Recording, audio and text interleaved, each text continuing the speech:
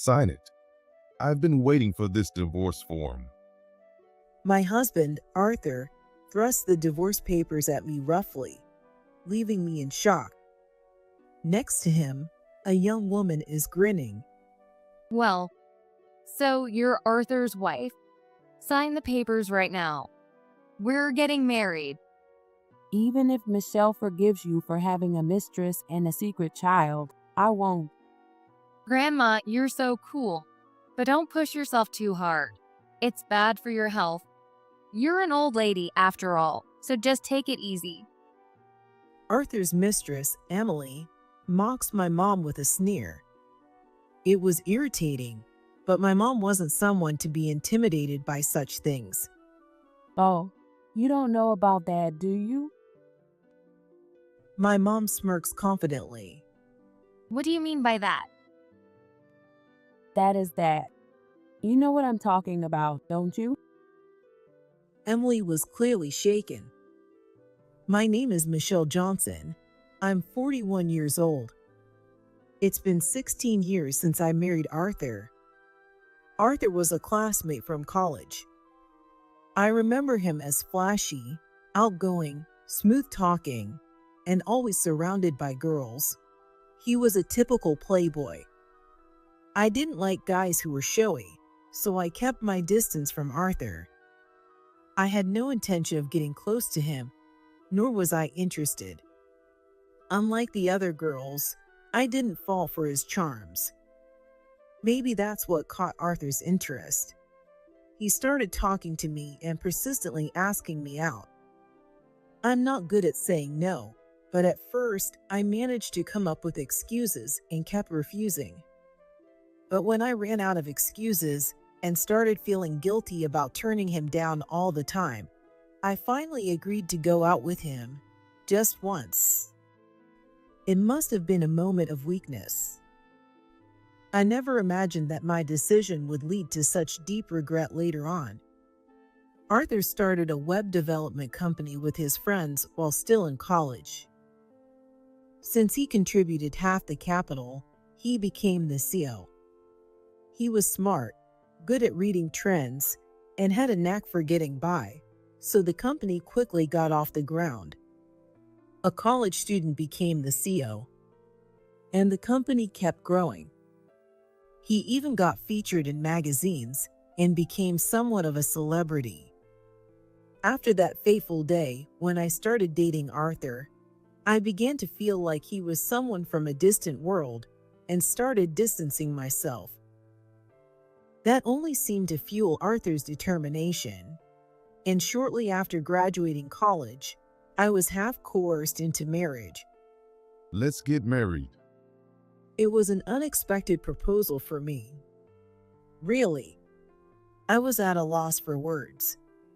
I hadn't even considered marriage. What's the matter?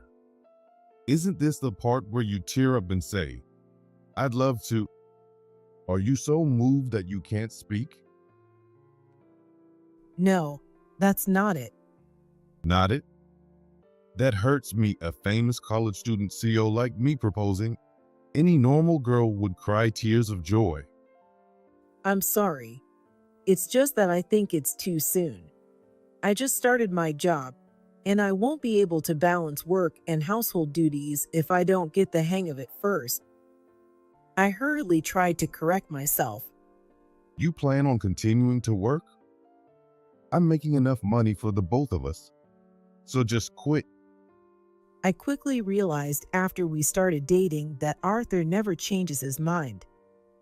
I knew this conversation was pointless, but I didn't want Arthur deciding my life for me.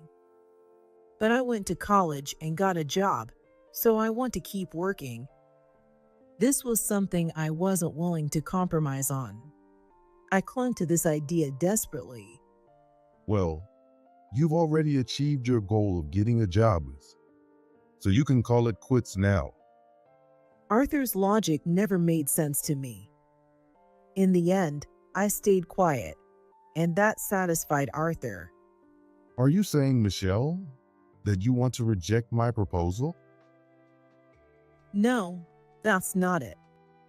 Then it's settled. Let's start planning everything. We're going to be busy. I couldn't say anything more. There was no reason for anyone to oppose my marriage to Arthur, who was a successful professional with a solid income. I remember feeling like I was being swept up in a whirlwind as everything moved forward quickly, despite my own feelings. A flashy wedding, an extravagant honeymoon. From the outside, I must have seemed like the picture of happiness.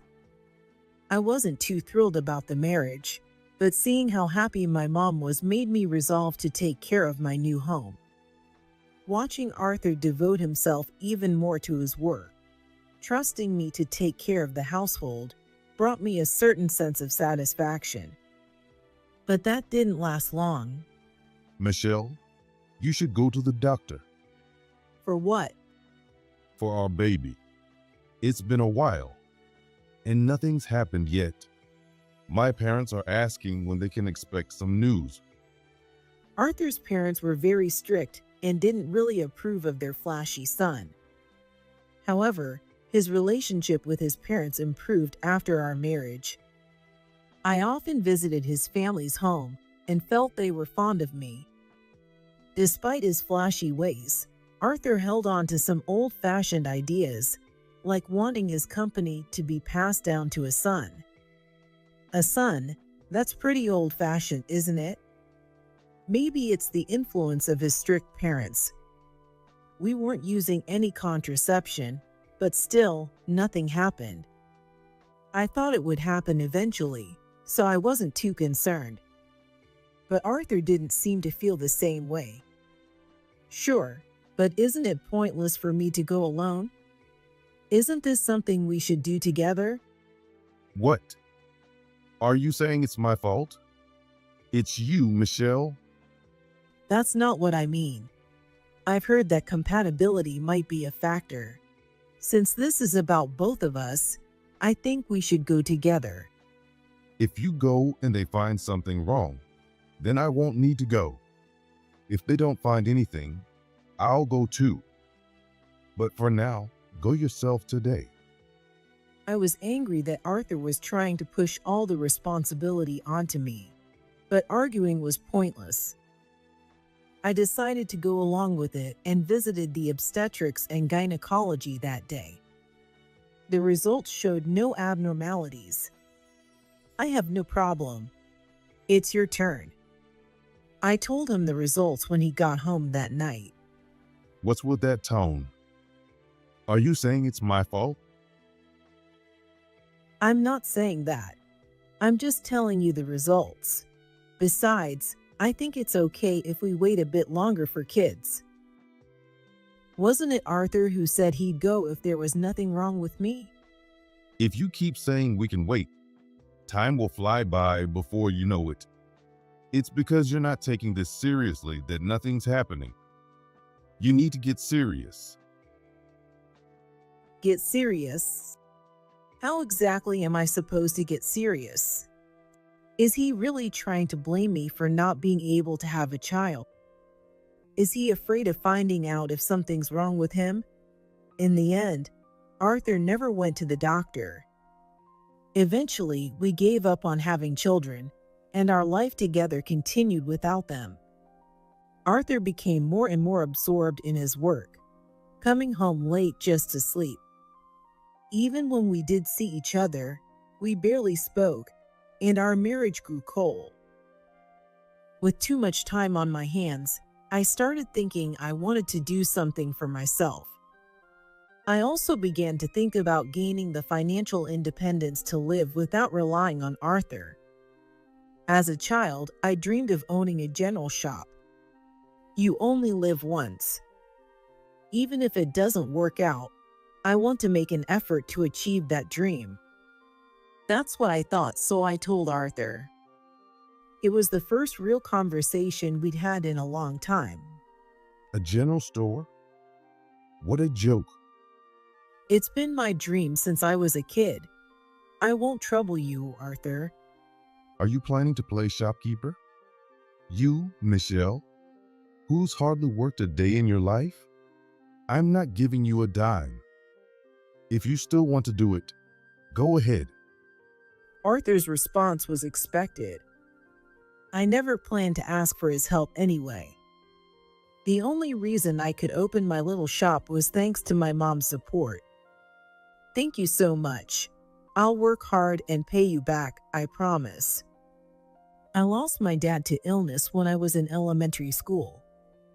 After that, my mom used my dad's life insurance money to start a small restaurant, made it successful, and raised me on her own. She is still a capable mom who runs a small restaurant. You don't need to pay me back. Just work hard with that spirit. With my mom's support, I'm sure it'll work out. I had a feeling it would. I had plenty of time. I carefully selected the items to sell in my store. The time I spent was worth it. The shop gained a reputation for carrying quality items, and customers increased day by day. My feeling was right. My mom's support became the wind at my back. My life, which once revolved around waiting for Arthur to come home, became busier. But I didn't want to neglect the housework. I made sure to keep up with cleaning and laundry, and I paid even more attention to Arthur's meals so he wouldn't say, "It's because you're working." Yet, Arthur came home later and later, and there were even nights he didn't come home at all. Is your work so busy that you can't come home? Yeah, His responses were curt. Take care of yourself. You're not young anymore. stop it. Don't talk to me like my mom. Just because you couldn't be one doesn't mean you can treat me like a substitute. He was in a bad mood today. Sorry, that wasn't my intention. It's boring at home. Maybe it'd be different if we had kids. When he's in a bad mood, he blames our lack of children on me, as if it's my fault. Even though he never made any effort, he blames others when things don't go well. I can't take him seriously. What about tomorrow? Will you be home? I'd like a heads up if you're not coming back, so dinner doesn't go to waste. Do I have to inform you every time? Just eat the leftovers yourself the next day. At some point, Arthur stopped calling me by my name. At first, being called you made me feel belittled and upset, but now I'm used to it. In the end, Arthur didn't come home the next day either, without any word. It's good if he comes home twice a week. He brings home a pile of laundry, grabs a few days' worth of clothes, and leaves again. One day, as I was about to do Arthur's laundry, I stopped. There was a t-shirt mixed in that didn't belong to him. Judging by the size and design, it was clearly a woman's. So that's how it is. Oddly enough, I didn't feel anything. I guess I knew deep down that this day would come. When Arthur came home, I asked him directly, "Do you have someone else?" What are you talking about? "This isn't yours, is it? It got mixed in with your laundry." When I showed him the woman's t-shirt, Arthur was momentarily surprised and then pretended to be calm and said, Must be from someone at my office. How did it get mixed up? "Do people really take off their t-shirts at work?" If you're sweating, wouldn't you change? Are you bored or something? Running a general shop is just plain store, isn't it? No wonder you have time to snoop around. Continuing any further would only lead to more attacks. If it's nothing, then fine. Sorry for being suspicious. I backed off. But the same thing kept happening. Stockings, earrings, handkerchiefs, underwear. Something clearly feminine kept getting mixed in with Arthur's laundry. The t-shirt wasn't just a coincidence. It was a declaration of war against me. It seems like Arthur's admirer wants me to notice. After it happened several times, I gathered the items that had been mixed into the laundry and put them in a paper bag, then handed it to Arthur. What's this? I have no idea. All of this got mixed in with your laundry. This was on purpose, right? She's got a lot of nerve, doesn't she? Cut it out. My job is nothing like your little shop.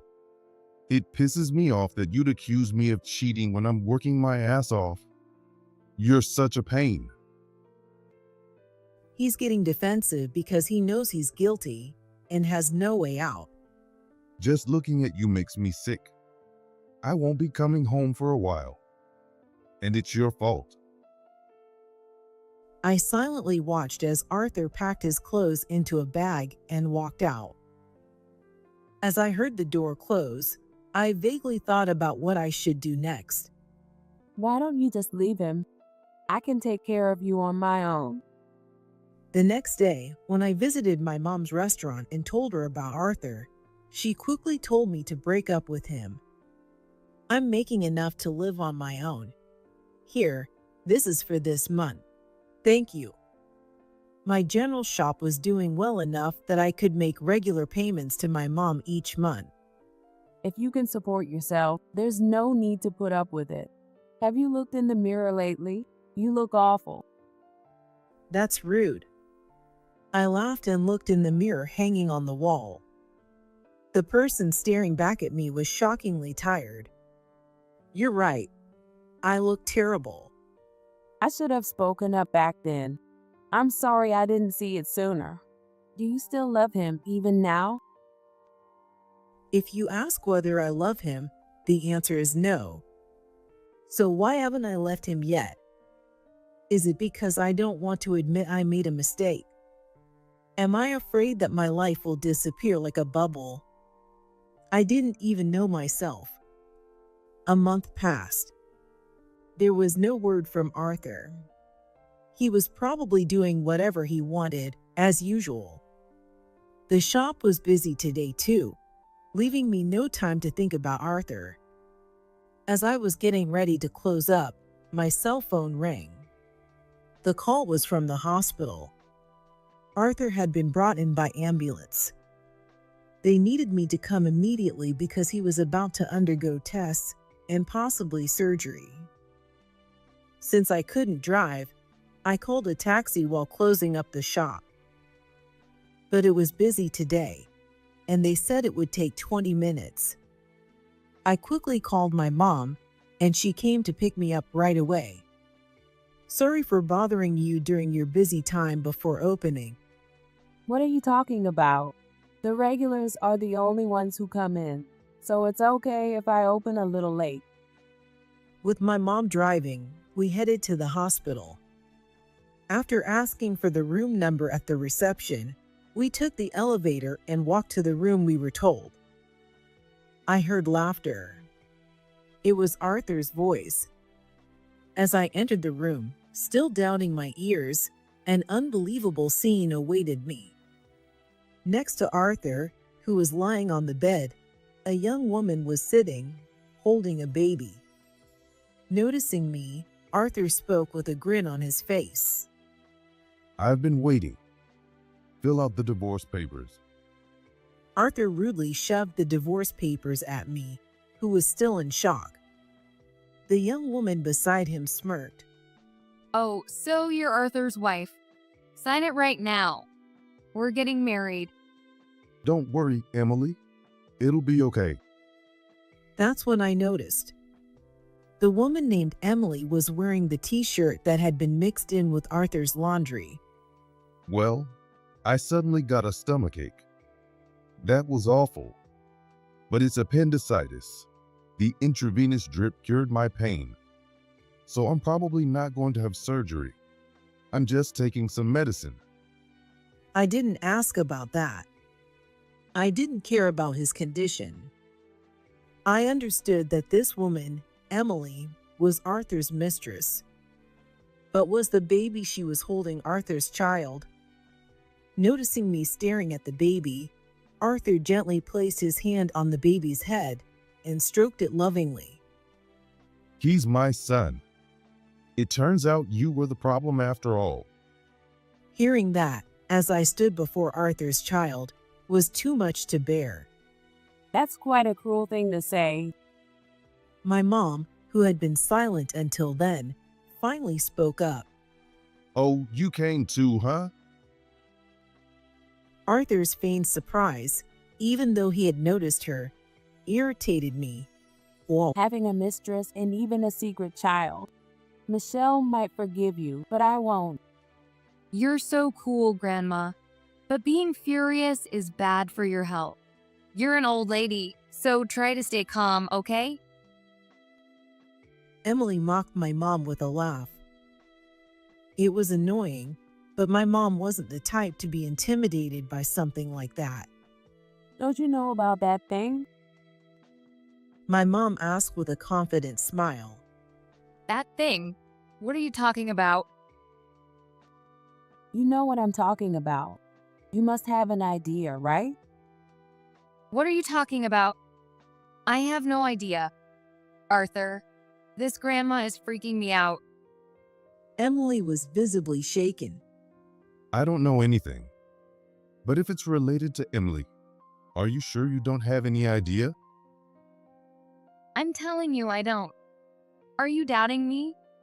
Are you really going to believe this old lady over me? That's terrible. You're awful. Emily started to cry loudly. I wondered if anyone would be fooled by such fake tears. I'm sorry, Emily. Don't cry. Of course, I believe you. This was happening right in front of me. It was so ridiculous, I couldn't stand it. I was about to leave after filling out the divorce papers. Excuse me. 2 men in suits and a woman entered the room. The woman walked up to Emily, showed something that looked like a badge, and then opened a piece of paper to show her. Emily stared at it, her face turning pale. Are you Emily? This is a warrant. Please confirm. It's 5:30 p.m. You're under arrest on suspicion of fraud. The 3 people in suits were police officers. The paper they showed was apparently an arrest warrant. What on earth had happened? Even I was confused, so it was only natural that Arthur was in a panic. Wait, what? Suspicion of fraud? What's going on? Without responding to Arthur, the female officer took the baby from Emily and cuffed her hands. No, I didn't do anything. Help me. Arthur, please. I said she didn't do anything. Let her go. Don't put those on her. As Arthur tried to get out of bed, a nurse who had just come in desperately restrained him. Take these off. Arthur, do something. Both of them were on the verge of losing it. If you keep resisting, you'll end up with more charges, so calm down. The female officer, who had been calm until then, raised her voice, and Emily finally gave in, collapsing on the spot and crying out. Arthur, too, was stunned and unable to move. The male officer immediately lifted Emily up, and as he carried her out of the hospital room, her cries echoed down the hallway. We appreciate your cooperation. The female officer remaining in the room turned to Mom, thanked her, and left. I had no idea what was going on. What on earth is happening? That girl has been involved in multiple marriage scams. Marriage scams? After hearing from me that Arthur might have a mistress, Mom hired a private investigator to uncover the truth. I really admire her proactive approach. And a few days later, when Mom saw the photos that were handed over, she was shocked. The woman smiling next to Arthur looked exactly like the person in the photo a regular customer once showed her, saying, "This girl scammed me." At first, I thought it was just a coincidence, but something kept bothering me. So she went to the police to consult. I was shocked when I went to the police. At her age, she was already a well-known marriage scammer. When Mom learned that she would be arrested in a few days, she called the police right after I called her today, knowing that Emily would likely go to the hospital too. I never expected her to be arrested right here. Not knowing that such things were happening behind the scenes, Arthur and Emily laughed as they handed me the divorce papers. Thanks to this, even the naive Arthur must have faced reality. Haven't you noticed something too? Mom said to Arthur, but he just stared blankly into space. I signed the divorce papers on the spot. Mom kindly filled in the witness section. As I thought about how this was all prepared in anticipation of my arrival, I felt a surge of frustration. But seeing Arthur dazed in front of me, that feeling started to fade. Now you can marry that con artist. Best of luck. I put the divorce papers in my bag and left the hospital room with Mom. The next day, I submitted the divorce papers. There was no sadness or loneliness at all. Thinking about what I had to do from now on, I felt a surge of determination. I can't let things end like this. About a week later, I headed to the address Arthur had given me. It was the address of the apartment where Arthur, Emily, and their child lived. When I arrived and looked up at the apartment building, complex emotions washed over me. While living with me, Arthur had built another family here. But those feelings were drowned out by the piercing cry of a baby. The child of Arthur and Emily had been placed in a facility on the day of the arrest, but a few days later, after Arthur's discharge, the baby was back home. I rang the intercom, and when Arthur appeared, I was shocked. In just a few days, he looked like a completely different person, so worn out. Michelle, you came to help me? Hearing my name after so long made my skin crawl. Help you? No way. I came because I have business here. Come on, help me. I can't handle raising a child on my own. How convenient his thinking is. I was amazed, but the child was innocent. I entered the room and picked up the baby who was crying in the bed. As I gently patted the baby's back, it began to calm down.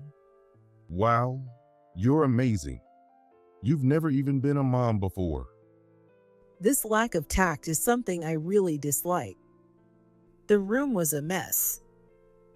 Unwashed baby bottles were scattered on the floor, and the table was covered in spilled formula powder.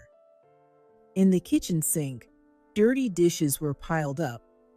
I didn't think raising a child would be this hard. They can't talk, so I don't know what they want. And they cry all night, so I can't sleep. So that's why he looked so worn out. As I soothed the baby, I told him I had just submitted the divorce papers and silently handed him the documents. They were the papers regarding the assets I was to receive. What's this? The money I'm getting from you, Arthur. Arthur's voice, which had been pitiful until now, suddenly changed. Are you kidding? This amount is ridiculous. Don't get cocky. I couldn't help but laugh at how quickly he switched back to saying you. But it suited him better. I'm completely serious. I'm getting half of the assets, and also alimony. You built another family while still married to me, didn't you? I think this amount is fair. Is it all my fault? You're the reason I had to start another family. What reason could that possibly be? It's because you couldn't have kids. I expected this. Since I managed the house well while working, Without giving him any reason to complain, I had anticipated this would be his excuse, and it didn't hurt as much. Unfortunately, not being able to have children isn't a valid excuse for infidelity. Want to fight this in court? It'd be quite something to see a couple taking each other to court. Arthur couldn't say anything back. He knew he had no chance of winning in court. Not only would it be expensive, but he would lose in the end. Arthur wasn't the type to engage in meaningless battles. Fine, I'll pay you what you're asking. But please, until Emily gets back, can you take care of the baby? I haven't even been able to go to work. You expect me to help you, Arthur? How much does he need to insult me before he's satisfied? Does he really expect me to take care of their child until Emily returns? If you're serious, I'll seriously answer. I won't forgive you, Arthur, for disregarding my dignity. There's no way I would help you. Why don't you ask your parents? I already did. But you know they won't accept this situation. They disowned me, saying they would never approve of me marrying a woman who got arrested for fraud. The day after I submitted the divorce papers, Arthur's parents came to see me. As soon as they saw me, they apologized for their son's actions. Knowing how they were then, it makes sense they would disown him. Arthur lost even his parents because of Emily. Emily didn't have any parents either. Her parents divorced when she was young, and she was raised by her mother, but her mother went missing around the time Emily graduated from high school. Since then, Emily had survived by repeatedly scamming people. You know, Emily's had a tough life. She has no one else to turn to. I do feel sorry for Emily's background, but that doesn't justify her scams or give me any reason to help. Why don't you prepare bail money and get Emily back yourself? I said coldly, leaving Arthur's place behind. A few days later, I heard that Emily was released on bail and returned home. There were apparently many victims, but they all agreed to settle out of court with compensation and alimony. But I doubt that Arthur, who has always been careless with money, has any savings. It seems that before they got married, Arthur had given Emily a substantial amount of money. If we hadn't had kids, my relationship with Arthur might have ended just as a financial arrangement. I have a favor to ask. Could you wait a bit for the division of assets and alimony? As expected, Arthur came to me in tears. Beside him stood Emily, holding their child. Why? It's necessary for the settlement. Please help me. I had planned to sell the house we lived in for years and divide the assets and alimony. But now he was asking me to give it all to him without dividing it. Even at this point, he still asks for help. Though I anticipated this, I can't help but feel pity for my ex-husband. I told you before, didn't I? I won't forgive you, Arthur. There's no way I'm helping you, but I'll give you one choice. I had already prepared a plan. How arrogant, you old woman. What choice? Emily, shut up. Arthur scolded Emily, who was sulking. Your company. What? Hand over the company to me. What? Are you out of your mind? Emily's voice rose in surprise. What nonsense are you talking about? There's no way I'm giving it to you. Arthur's voice was also shaky. The one spouting nonsense is you, Arthur. You either give up on the settlement or hand over the company. There's no other option. Oh, or maybe you could rely on someone else. I knew Arthur had no one else to rely on. And I also understood how significant it was to give up the company.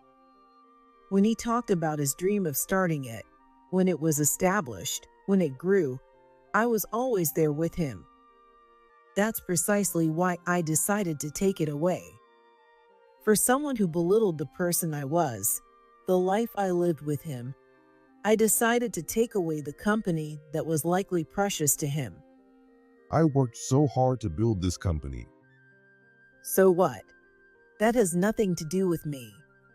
If you hate it so much, let Emily spend some time in jail. From what I see, she doesn't seem remorseful. You old woman, what do you think will happen to this child if I end up in jail? Don't you feel sorry for them? Women who couldn't become mothers are really cold-hearted, huh? There's no point in talking to her. It's as if she has no grasp of reality. When Arthur was starting the company, I had invested a little in it. I was thrifty, never spending my allowance or holiday money from a young age. Even the money I earned from part-time jobs in high school and college was barely touched, so I had saved $20,000 at that time. I invested all of it. It wasn't much, but for me, it was a significant amount. I just wanted to support Arthur, and now that decision is what might save me. Fate is funny like that, I thought, as if it were someone else's problem. At first, I didn't hold enough shares to call myself a shareholder. But as Arthur's tyrannical behavior drove away his partners, I bought up their shares, and now I own half of the company. The remaining half was owned by Arthur. I could say for sure that aside from the house and the shares, Arthur didn't have any other assets. If you want my help, the only way is for you to transfer all your shares to me. In other words, you'll have to give me the company. Why should you get it? Arthur, say something. This woman must be out of her mind. Arthur remained silent. He's a smart man. He must have realized there was no other option. He just couldn't put it into words. You're going to transfer the shares, right? Arthur looked down, his clenched fists trembling. You're going to give up the company, right? I pressed him, but he couldn't say anything. I'll ask you one last time. This is your final chance. You're going to give me the company, right? Hearing the words, last chance, Arthur lifted his pale face. Okay, I'll give it to you. He forced the words out. What are you saying? If you give up the company, what are we going to do? I married you because you were the CEO. I've been deceived. You're a fraud. Don't let this woman boss you around. I couldn't stop laughing. What about you? Are you not going to follow my orders? I asked Emily while laughing, and she looked at me with a worried expression. What do you mean? What orders? The alimony. You didn't think Arthur would be the only one liable, did you? Why should I have to pay? Emily looked at Arthur for help, but Arthur couldn't say anything and just hung his head. You broke up my family. Of course, you'll have to pay. The compensation is $30,000. I don't have that kind of money. Whether you have it or not isn't my concern. If you refuse, we'll just go to court. I wonder how a trial would go while you're out on bail. I'm done with this. I just wanted to be happy. So why is this happening? It's all your fault. Emily cried out in frustration. There's no happiness built on someone else's misery.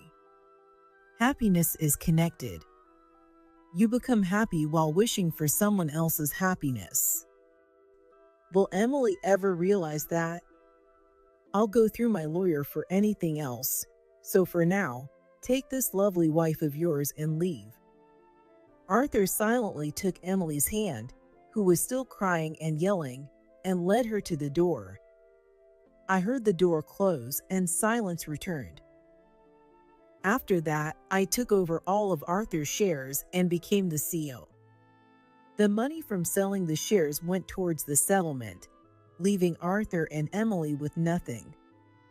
They must be full of anxiety about their future.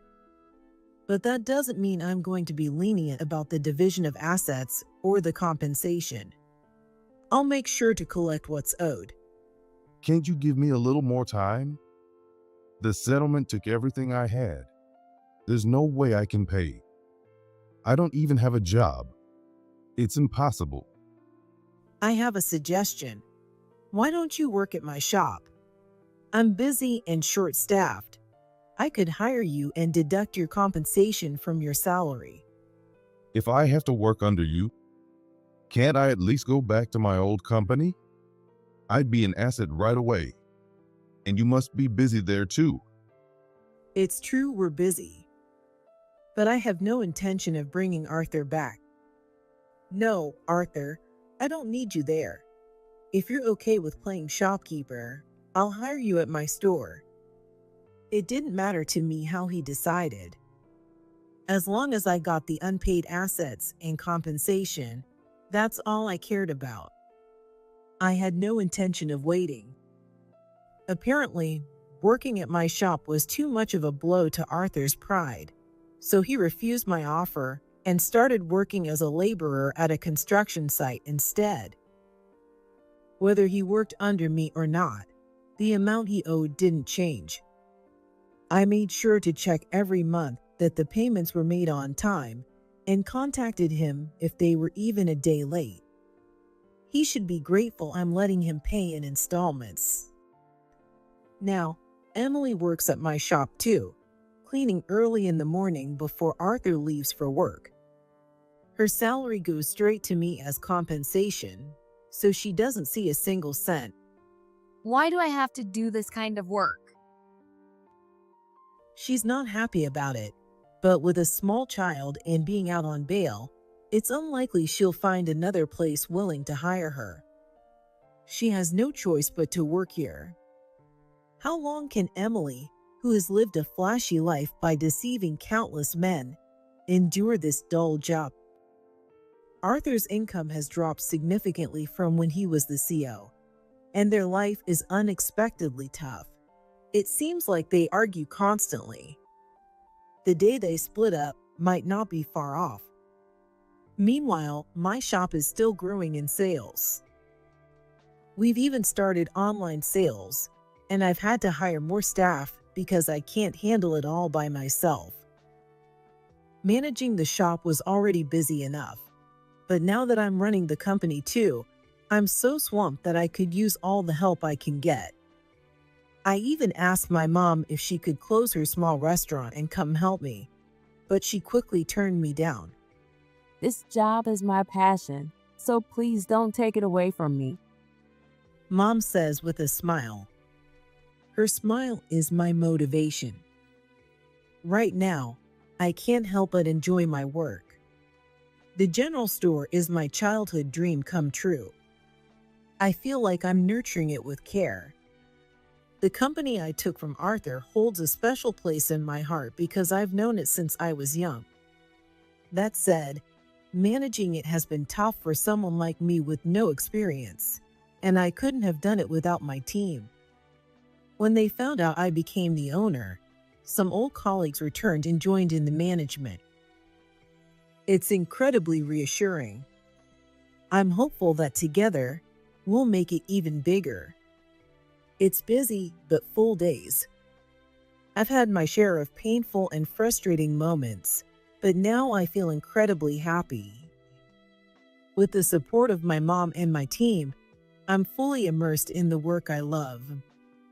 You're looking great lately. Mom said as I glanced in the mirror. There, I saw a vibrant version of myself.